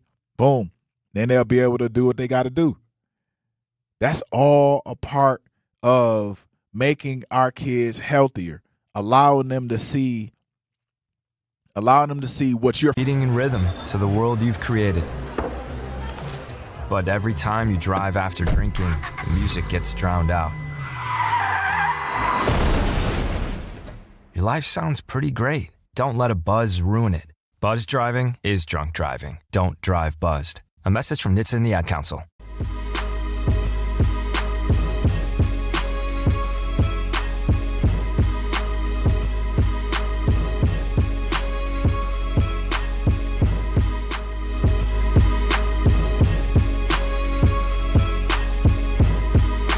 Yes, welcome back. And we are going to pick some more grapes on the grapevine. But first, get ready. 101.7 The Truth Family Fest is back. Join us Saturday, August 22nd from 11 a.m. to 2 p.m. at Riverside University High School for free back-to-school resources, live entertainment, family activities, and community fun. Vendors and sponsors can reserve a spot by emailing Sierra.Brown, that's Cierra.Brown at MilwaukeeBlackMedia.com. Proudly sponsored by Educators Credit Union, Gruber Law Offices, and American Family Insurance. And the American Family Insurance is a proud sponsor of The Truth. For almost 100 years, they've been committed to helping families protect what matters most: your home, your vehicle, and the dreams you're building every single day. And if you're a part of the Truth audience, you already know you work hard for yours. That's why having the right protection in place matters. American Family helps you stay ready for whatever life brings so you can focus on moving forward. Insure carefully, dream fearlessly with American Family Insurance. Get a quote or find an agent at amfam.com. Yes. What are the solutions, y'all? I don't want to complain. I don't feel like complaining. I just want solutions. Milwaukee already has incredible assets. Imagine partnerships. You know, like we got a lot of assets. But imagine partnerships with local gyms. Imagine partnerships that, you know, we look at all these local fitness environments, these fitness trainers, and we partner with these folks. And everybody's, you know, I know trainers are probably thinking like, man, how am I getting paid for this, blah, blah. There has to be a way. There has to be a way. Every morning, one time per morning, all like for that first hour, our children are getting, you know, the best of the best. The best of the best. And I need trainers to realize that you got to reach out. I want trainers to reach out to the schools and offer your service during the first part of the day, before the first bell rings. Get those kids before they hit the before they hit the lesson. Like, get them into some type of yoga pose or, you know, boxing or whatever it is. Get them into that right away, so we can help the learning process in our schools. So like the schools can partner with the YMCAs and other community centers, other YMCAs, the martial arts academies and dance studios they can lead weekly movement sessions. And, you know, even look at the Milwaukee Bucks. Milwaukee Bucks got a boatload of trainers. Even some of the Bucks players got trainers on Paul trainers. And those people can come in, they can visit the schools on a regular basis. Local the colleges like UWM, Marquette, MATC, WCTC. What other schools we got? We got some more schools. UW Milwaukee, UW Madison, Oshkosh, Whitewater. Like, we need to learn that if we're going to help our kids learn at a higher clip, at a higher rate, it takes all of us. And needless to say that everybody that participates in this will gain some level of interest from the people that they're training or that they're working with. So, we got kinesiology students that need volunteer hours. Boom, they can come in and do their work. Black physicians can help with health literacy. Local chefs, that's what we got. A lot of local chefs coming into Milwaukee public schools. They're doing their thing. I'm proud of y'all. So imagine like every single school having a community wellness council made up of parents, teachers, healthcare workers, fitness professionals, and neighborhood leaders. This isn't about replacing teachers. It's about surrounding children with an entire village. You got to surround our teachers and our children with an entire village, with people that are willing and ready to work for them at any moment of the day, any moment of the month, week, month, year. We got to surround our kids with the best of the best. We cannot pull away from our children. We gotta always, and this is something we may even wrestle with. We may wrestle with this as a society. But one thing we can't wrestle with is the children, their growth never stops. Unless we stunt their growth, which is almost impossible. Unless we stunt their growth is never stopping. It's always continuing. And so here's a question I want Milwaukee to kind of wrestle with today. We invest millions of dollars trying to fix problems after they happen. What if we invested more in preventing them? What if the next reduction in violence starts with healthier children? What if the next reduction in diabetes, because diabetes is huge in our community, what if diabetes starts in second grade? What if the next increase in graduation rates starts with healthier brains instead of more worksheets? Health education and health and education aren't competing priorities. They're teammates. They're things that we have to harness. I'm appealing to. Hopefully, I'm appealing to the parents. Hopefully, I'm appealing to the people that make the decisions. I really want to say something really harsh, but please get up off your tail and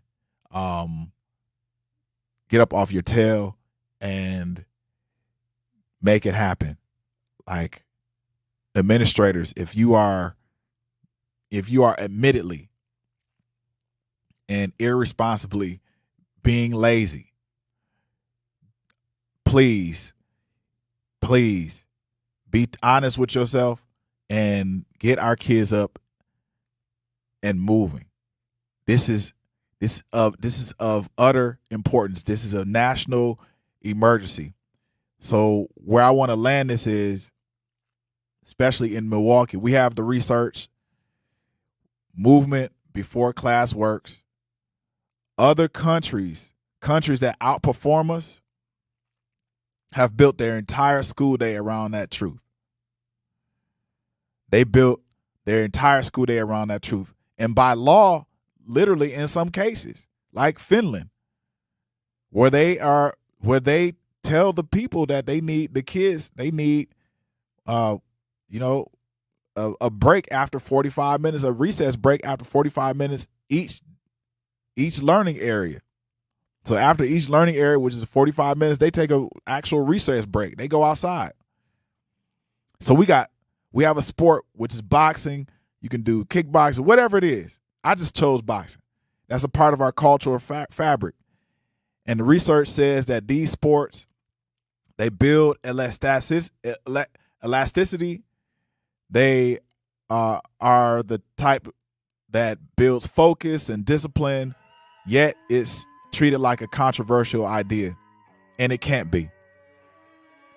We have a school district right here, right now, fighting through a budget crisis where these exact programs are always the most vulnerable. And this is not a wait and see issue. This is a show up to the board meeting, ask the hard question, demand the line item stays protected issue. Like, show up, y'all.